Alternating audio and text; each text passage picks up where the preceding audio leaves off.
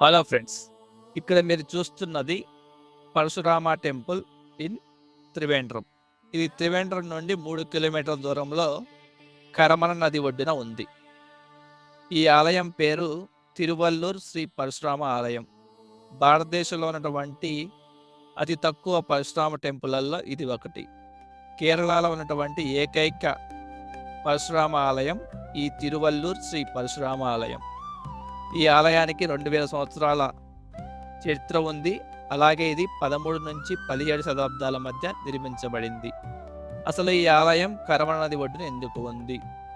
పరశురాముడు తన పాపాలను పరిష్కారం చేసుకోవడం కోసం కరమన నదిలో స్నానం చేసి ఇక్కడే ఒక శివలింగాన్ని ప్రతిష్ఠించడం చెప్పబడుతుంది. ఈ ఆలయంలో మీరు శివుడు, విష్ణువు, బ్రహ్మదేవుడు, గణపతి, శ్రీకృష్ణుడు, మత్స్యమూర్తి, వేదమూర్తి,